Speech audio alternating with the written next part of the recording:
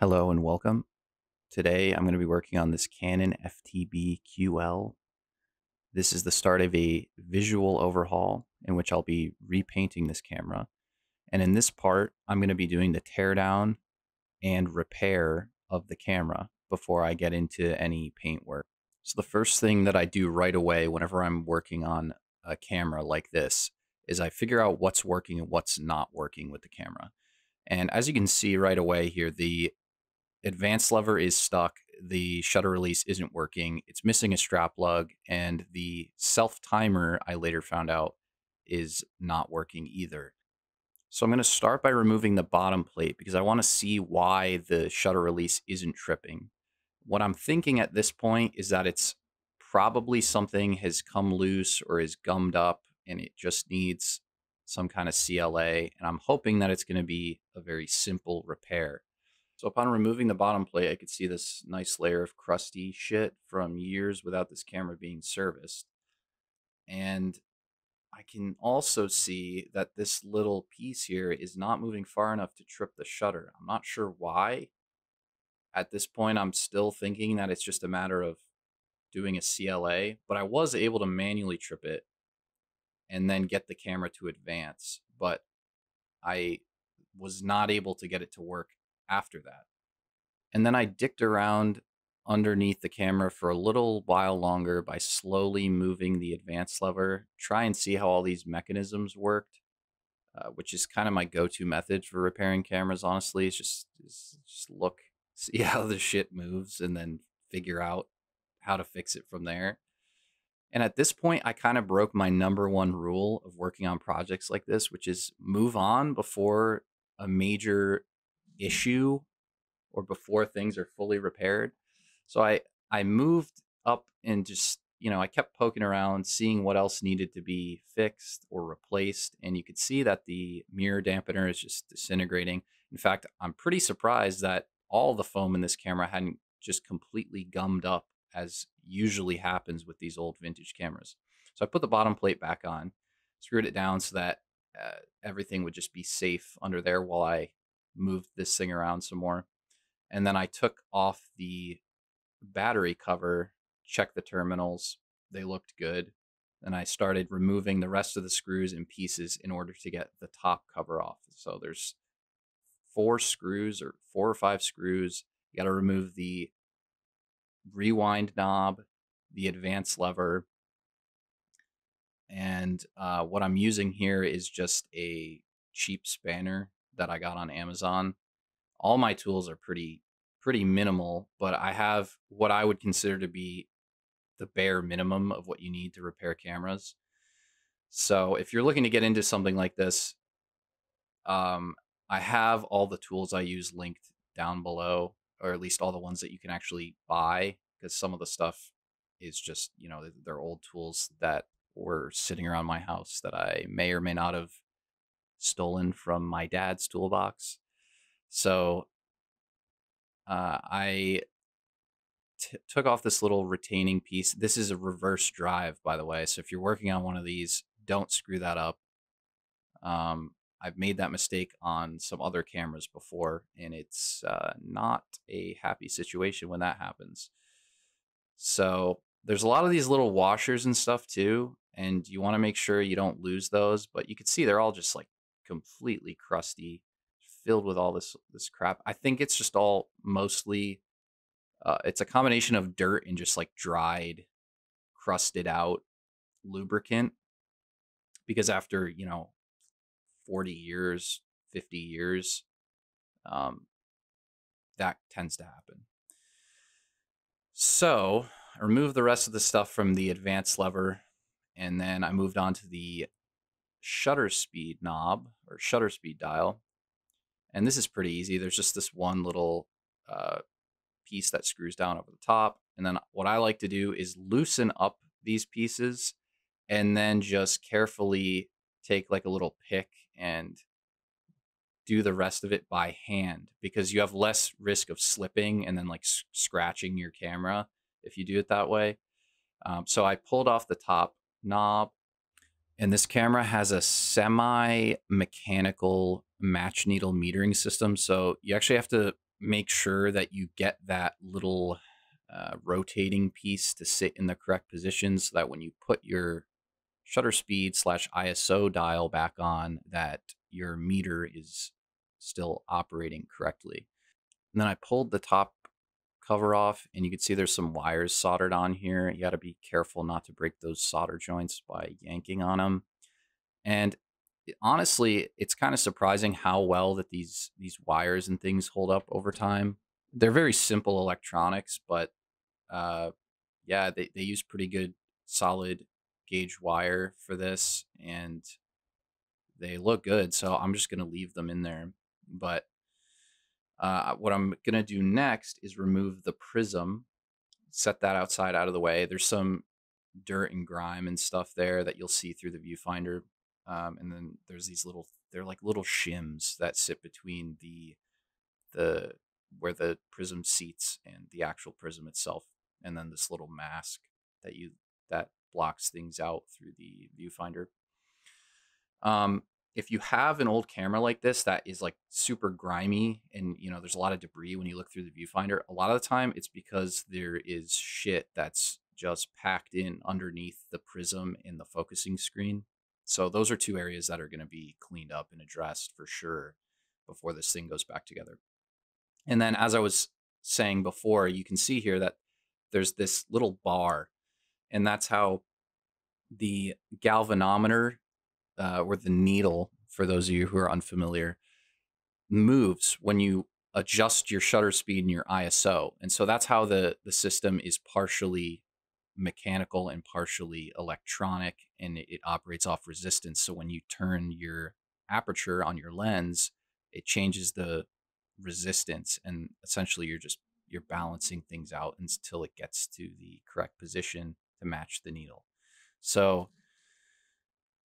at this point, I'm just doing what I can to try and pull this old disgusting gummed up tape off. I mean, it is just getting everywhere. You can see there's residue just it's leaving behind, which is going to be a huge pain in the ass to clean off.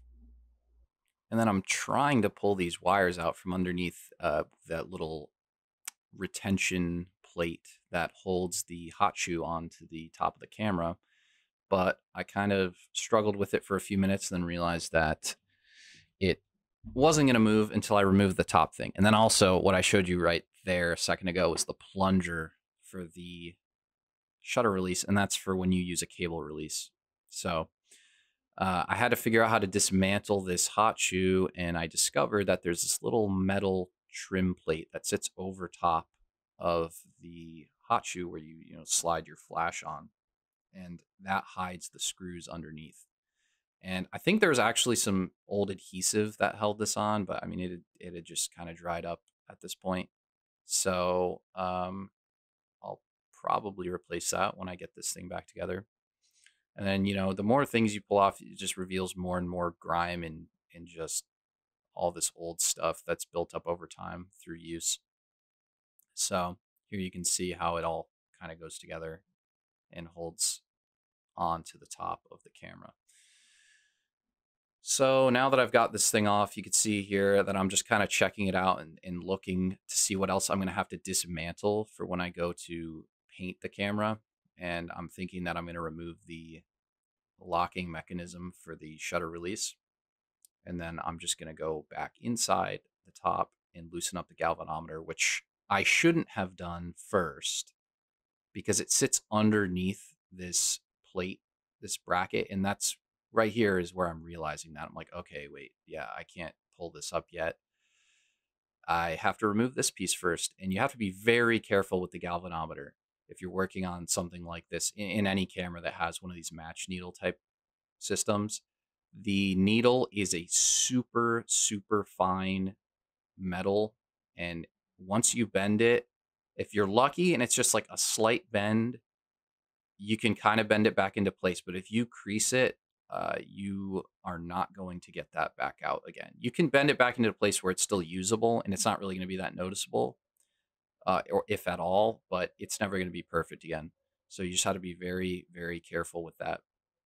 And then there's a wire that this is that's keeping this held in. It's soldered to this little board here, or whatever these pieces are. And so I had to desolder that. Once that was desoldered, I moved on to the eyepiece, and the eyepiece proved to be a huge pain in the ass later on, and you'll see why. But for now, I just pulled that off and moved it to the side, and I started pulling off this light seal foam, which prevents light from leaking in, I guess, from up top around the prism, and keeps light from hitting the CDS cell, which is right there. It was right underneath that piece of foam that I just pulled off. And that's how the camera measures light and gives you an accurate meter reading. I carefully removed the rest of this light seal foam, and I wanted to make sure that I kept it intact because I was going to need it later when I ultimately replaced the foam that sat under here. Sometimes on certain cameras, I'll leave things and I won't replace them if they're a problem area and I don't think they're needed, but in this case, it's easy enough.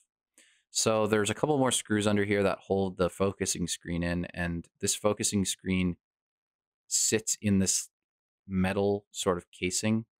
And then there's the other piece of the match needle system, that circle there, that's glued in place. So you have to be careful when you're removing this. I had to angle it up. I pried it up with a little micro flathead screwdriver so that I wouldn't hit or bend that. And that's another piece that, just like the galvanometer, you don't want to bend because it's a nightmare to try and bend it back in place, and you never really get it perfect again once that happens. And then I pried out the CDS cell from the focusing screen. Focusing screen on this particular camera is glass, which is quite nice because it means that it'll be a little bit easier to clean without it getting scratched, which is quite common on later models just in general that were manufactured. And those you have to be very careful with because they tend to be plastic and they scratch extremely easily. So it's a little bit of foam under here, and I just kind of scraped that shit right out, and I'm pretty sure I didn't replace that. That little plastic piece that was sitting in front of the CDS cell, actually, as I'm watching this now, I realized that I forgot to put that back in place, so I'm going to have to do that. And then I moved over to the side and just removed this other strap lug. These are pretty easy to do. It's just a single screw and you pull it right out. And then I went back to the front, got rid of that disintegrating foam. This is pretty easy to remove, like the top layer, but it's really, really annoying to remove the rest of the adhesive residue that sits underneath it. And I just sat here for a while to scrape this out. It is not fun at all. I have to say, if you're looking to get into fixing cameras, you should know before getting into this with vintage cameras that at least 50% of all the work you do is going to just be cleaning and scraping old gunk and shit out of these things. And yeah, it's really not the most exciting or fun thing to do.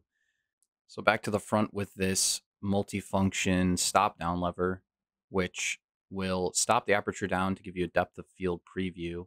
It will lock the aperture down, and it will also lock the mirror. So if you're doing long exposures, that's a really useful feature to have. And it's not a common feature to have on some of these older SLRs. So this is one of the more complicated mechanisms actually on the camera, but it's necessary to remove it to remove the leatherette. And you'll see that I do that here with some pliers, and I have to keep that piece once again because later on I'm going to be making a pattern for this in Adobe Illustrator. And this stuff is just a fucking bitch to get rid of. I mean, you could see here I'm just struggling to remove this stuff. So I busted out the old blow dryer, and essentially what that's going to do is just going to reactivate the contact adhesive, which with heat, it'll loosen it up and then I can peel it. But this shit was fucking blazing. So I had to put some gloves on because I didn't want to burn the shit out of my hands. This camera is more or less entirely metal. So yeah, it heats up and it heats up pretty quick. Um, and not only that, but it conducts heat throughout the entire thing. So you could heat one side and the front is going to be pretty hot too. But the benefit of using the heat is that A, it doesn't take you all fucking day to remove the shit, but also that it doesn't tear. Because when you try and just yank it off by hand or like, you know, leverage it off with like a screwdriver or something, is that it just tears, it rips. And then in my case, since I'm planning on recovering this with leather and I'm going to have to make a pattern for it, I didn't want to destroy the current pieces because it makes your life a whole lot easier when you have the existing pieces to work from rather than having to figure it out from scratch, especially those curved parts around the diaphragm. It is so annoying to try and do that just by measuring and figuring it out, or like by taking photos and trying to trace it. It is just absolutely heinous. And then I was happy to find out that that QL badge is actually a little metal, like it sits, it's like a little island that sits in the leatherette. So that didn't peel up. That just stays there, which is pretty cool. But it's going to be kind of annoying to work around when I put the new leather on. Next thing that needs to be done is removing the diaphragm cover, which sits around the lens mount. Then I removed these screws, which hold the mirror box into place. There's just one other thing that needs to get taken out, which is the shroud that sits behind the aperture stop down mechanism. There's two screws that hold that into place, and you can see here that it took me a minute to actually figure that out. And once you take those two screws out, you can remove that shroud, and there's a tension spring that sits underneath it. You have to remove that spring so it doesn't get caught on the mechanism there when you're trying to pull the mirror box out. I unscrewed those two pieces, I pulled the shroud off, and then I was able to pull the spring out, which is under tension. So I had to slide one piece off first, and then I was able to take the entire thing out.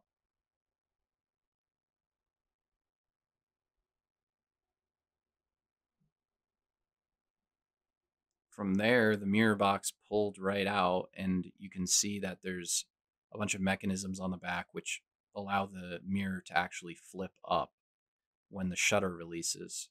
And in my experience, these pieces on other similar models don't really have many issues as long as they aren't forced and they're put back, taken out and put back properly.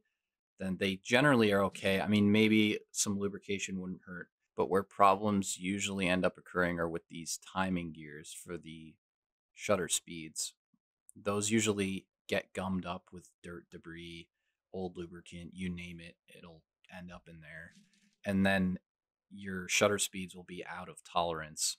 So what I did was I reattached the advance lever so I could cock the shutter and then test it at the various speeds.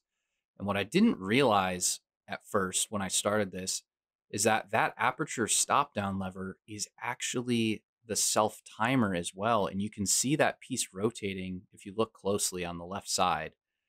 And I think what was happening was that the self timer had been activated, but for some reason it was stuck and it wasn't working. And that's why the shutter was not fully tripping when I was testing it earlier. So I didn't realize that. I later found out that that lever also has that function. So I was happy to figure that out. And I think the problem kind of just resolved itself because I was testing through the speeds and all of them seemed to work. I later, off camera, because it has to be done in the dark with a light source, I tested the speeds with a shutter speed tester and they were all within tolerance. The only thing that I was concerned about at this point was that little kind of wrinkle in the cloth shutter. I was afraid that that might end up causing like light leaks or something, but I mean, I've had cameras that have had minor wrinkles in the shutter before with the cloth shutters, and it hasn't been an issue in the past, so I don't think that it's going to be a problem. So I just went in and I started cleaning this up, and to my surprise, all of these pieces were pretty damn clean. There wasn't a whole lot to actually clean down in the timing gears. And so I just went over it with some isopropyl alcohol. 91% is what I always use when I'm cleaning stuff like this. And then I went in with some lubricant. This stuff has a really good working temperature range. It'll hold up in very high and low temperatures. It's more viscous than a traditional grease, so it's able to work its way into the gears really nicely. And so I apply a little bit around the various gears, making sure not to overdo it, because then you run into other problems and debris and things will stick to it if it's just all over the place. And then I just take the advance lever so I can work it into the gears so it spreads out evenly. And once that was done, I moved on to the back of the mirror box, which had a healthy amount of old light seal foam and gunk that needed to be scraped off. And it didn't take long for me to get fed up with doing this. And so what I did was I took some rubbing alcohol and I kind of just slathered that on, which helps loosen up the old adhesive. And it doesn't completely take it off. I mean, it's not a miracle cure for this, but it does help. And then I went around with some more and just cleaned up all the other surfaces that were dirty. And I made sure to do the mirror last. And the reason is because whenever I go around and I'm cleaning stuff like this, you end up loosening dirt and it knocks it onto the mirror. And so you don't want any of that to be visible through your viewfinder at the end. So it just makes it easier if you wait until the end to clean it off. And I just gently wiped it down with a lens wipe, making sure not to scratch the mirror. And, you know, it might not end up being perfect, but you want to get it as clean as you can. So that's what I tried to do. And yeah, it came out all right. So then I flipped it back over. I was ready to replace the light seal foam. And I actually used a little bit more than what was originally on there, which is okay as long as everything fits properly and isn't getting forced or jammed or bent or anything like that when you put it back together. So I wrapped it around, cut off the excess, and then I made sure that it was placed properly around the edge. I cut another piece for the lower light seal that was once there. You can see the residue left over that I wasn't able to get off. And that's the one that's actually a little bit wider than what was originally there.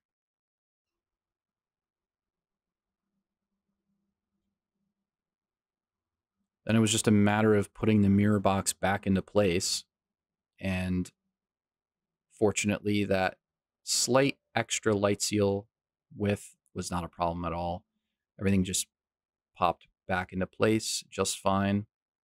And so I started tightening down these screws here. I like to go back and forth like diagonally to get everything seated nicely. But then I realized that this little piece had to go underneath the mirror box or that front plate to the side. So I had to unscrew everything, take it off again so I could seat that on there. And that's for the stop down lever to actually be able to lock in and turn and activate that mechanism there that sits underneath. Then I wiped down the prism with another lens wipe. This thing was pretty clean. Prism is glass, so you don't have to be super gentle with it. But like I said before, the focusing screen is kind of a fragile component because one side of it is like has like a sort of sheen clear finish, and the other side has this sort of like textured finish to it. And if you're not gentle enough, you can scratch that. It's not as much of an issue on these glass focusing screens, but it is on plastic ones. So then I seated it back in at an angle, just like how I pulled it out. And then I started to put everything back in, but what you'll see here in a minute is that I actually screwed up because there are these little brass pieces that sit underneath the focusing screen and they level it properly. and I forgot to put those in. So I had to pull it out again, and then you can see me struggle for a while to try and pick this up with tweezers. And I think maybe on like the 11th try, I finally got it. And there we go. That's one side. Just need the other side to go in here and back down. Okay, cool. Now I screwed these screws back in, got it all leveled, seated properly, nicely. And then it was time to replace that light seal foam that I had removed earlier with some fresh pieces. Of course, these are individual lengths rather than one whole entire piece, which isn't a problem. I've done this before, and the result is still the same. It requires a little more fiddling, but you know, it all works out in the end. So there you go. Galvanometer going back in. Tighten that down, make sure it doesn't move, and just have to not hit it with anything before I put this plate on. This bracket or whatever you call it that holds the prism. That screws down. Took me like probably 7 tries to get the screws right. I was going through my tray that had all the screws, and it took me a minute to figure it out, but I got there in the end, put the prism back in, and then I realized there's this like foam that on the metal retention piece, there's like this gross foam that was stuck on there. So I cleaned it off of the plastic that protects the prism. And you want to keep this plastic because the plastic prevents the paint from scratching off the prism. If you don't want the paint to scratch off your prism, because that'll affect your view in the viewfinder. So I filled up my little dish here with some rubbing alcohol, and I just dunked it in there. Just absolutely drowned that shit in rubbing alcohol, and I let it sit, I think, at least overnight. So it sat there for a while, and then I was able to get all of that off. So worked out.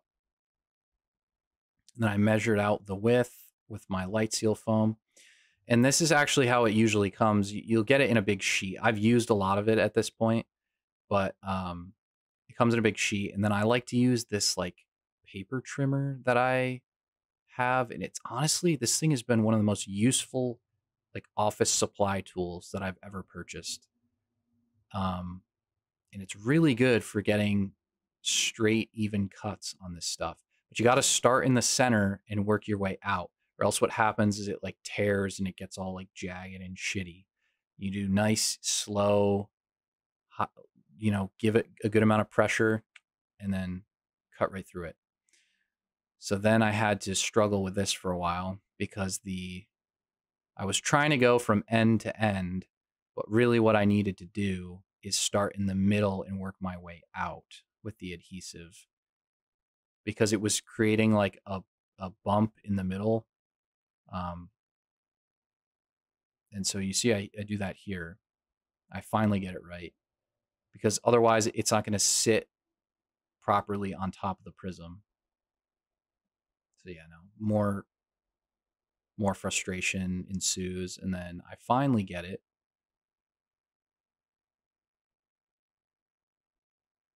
And that's it. So finally got that on there. Plastic piece back over the prism, wrangled that bracket on there, and I was able to get the screws down on either side of it to hold it into place.